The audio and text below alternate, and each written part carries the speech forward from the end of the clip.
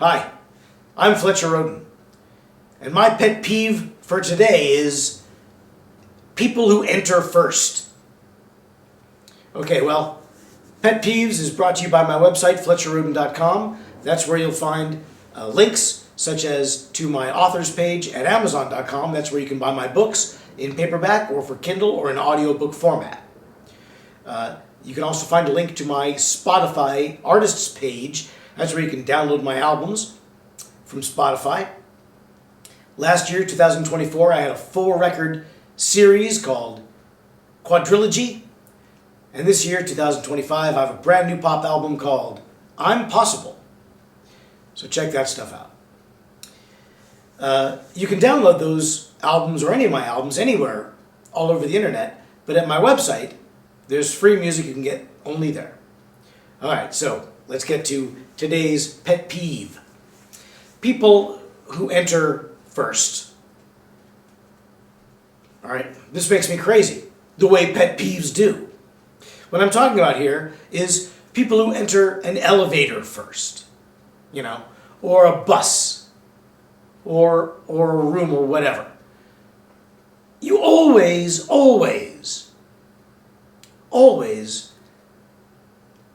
let the people inside exit first, and then you enter. Always. Now, some people might say, why? Why can't the other guy wait for me? Somebody's going in this direction or that direction. What's the difference? Who waits for who? Well, the difference is obvious. If you're exiting a place, it's likely to be smaller. Okay? If you're entering a place, it's likely to be small. Now, that might seem like I said the same thing twice in different ways, but check it out. Picture an elevator. Okay? If you're either entering or exiting an elevator, the elevator is likely to be smaller than the relative space, which it is. Let's say it's the lobby of a hotel or the floor of an office building. Elevators are designed in such a way that there's room for the people who are waiting for the elevator. They're gathered, they're waiting for the elevator to arrive. That space is going to be like 4 times bigger at least. Maybe sometimes 6 times or 8 times larger or more than the space inside of an elevator car. So it only makes sense to evacuate the smaller space first and then fill it with refuse from the larger space. All right? It's only mathematically reasonable. Also, it's a matter of common courtesy.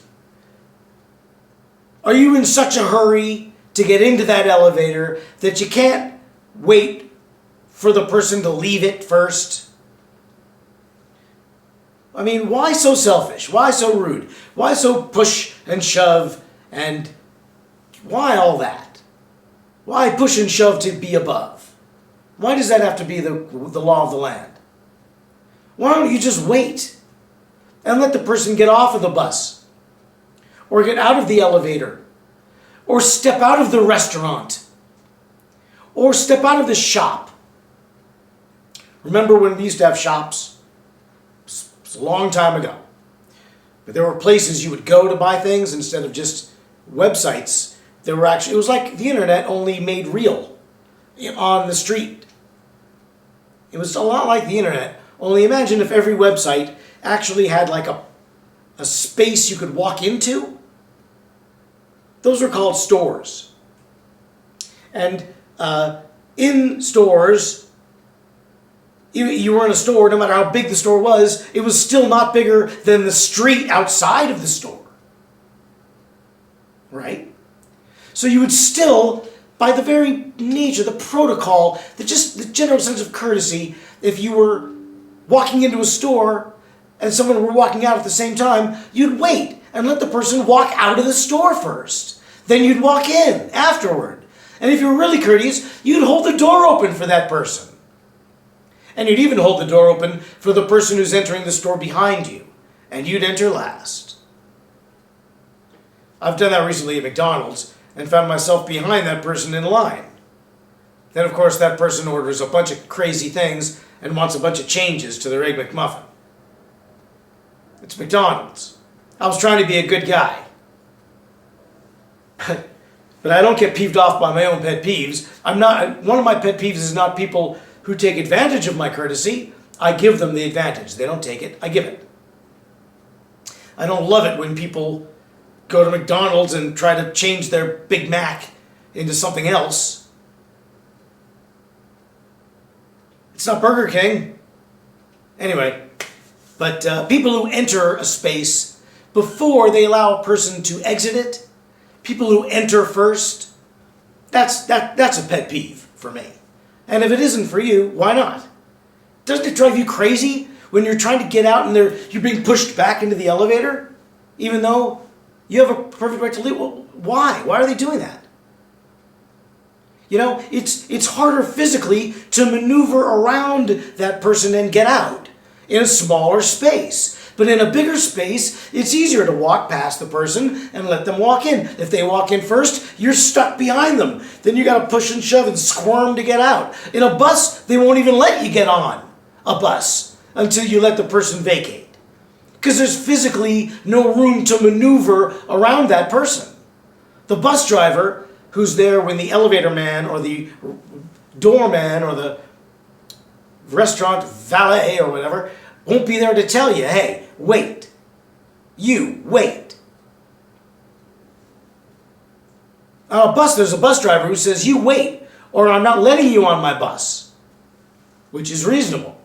But you can't push your way into a bus anyway.